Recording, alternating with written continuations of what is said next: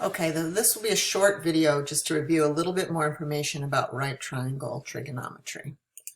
So recall trigonometric ratios. All right, so we have a right triangle. Here we have another right triangle. It says slide to confirm similarity. So I'm going to do that. I'm going to put this triangle on top of that one. You can see these two triangles are similar. And in similar triangles, the angles are the same and the sides are proportional, right? So the proportion that I make out of the opposite divided by the adjacent in this triangle will be equal to the same one over here. Now here you might notice this is sine cosine, and the reason for that is because the hypotenuse is 1. So in this case, for my sine of alpha, I would have whatever this side is here. Let's just say it's x, right?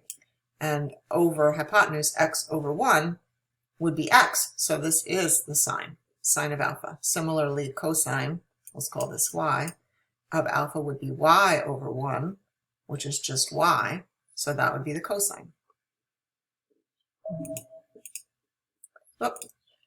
Okay, here it says slide up to confirm similarity. So this kind we can slide up. We can see again, the angles are the same, the sides are proportional. So right triangles, the ratios of the angles, ratios of the sides, related to the angle are equal for all triangles that are similar. And here they are, just as a refresher. So remember SOHCAHTOA, sine opposite hypotenuse, cosine adjacent hypotenuse, tangent opposite adjacent. Now I want to introduce you to 3 more trig functions. These are the inverses, or reciprocals, I should say, of the original 3. So the reciprocal of the sine function, so the sine is opposite over hypotenuse, the reciprocal would be hypotenuse over opposite, is called the cosecant. So I'm going to just type that over here on the side so you can see it, cosecant.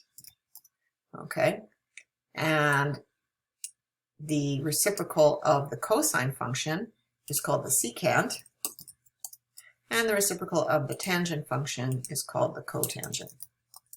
And then these are the abbreviations, CSC for cosecant, SEC for secant, COT for cotangent.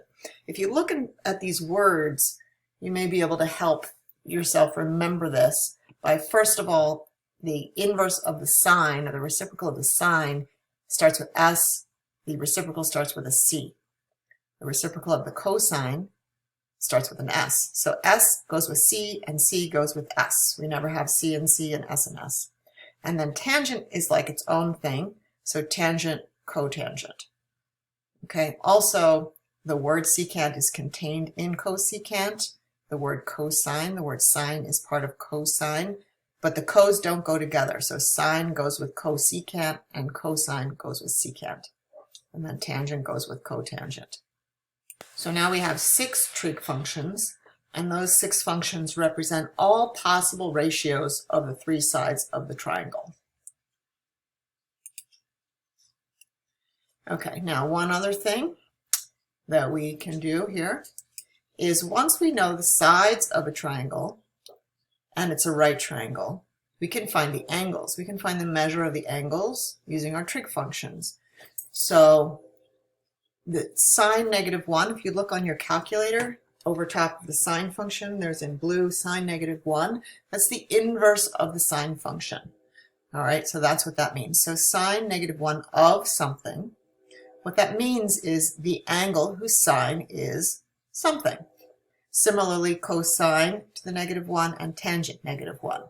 Now we don't have on our calculator the other 3 functions, but we'll be using these 3 primarily. All right, so here's an example. In this triangle, we have 2 sides known, 3 and 5. Okay, and notice that's, if I'm looking at angle B, okay, that's the opposite and the adjacent. So the function that uses opposite and adjacent is the tangent function.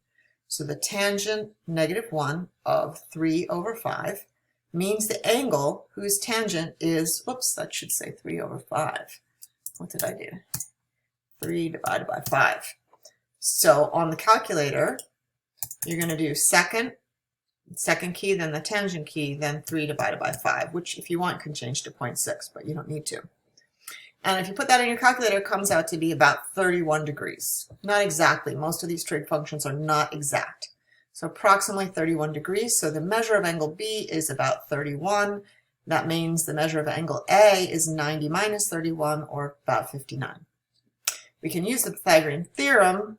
3 squared plus 5 squared equals AB squared. Okay? And solving for the unknown side, we find that AB is about 5.83.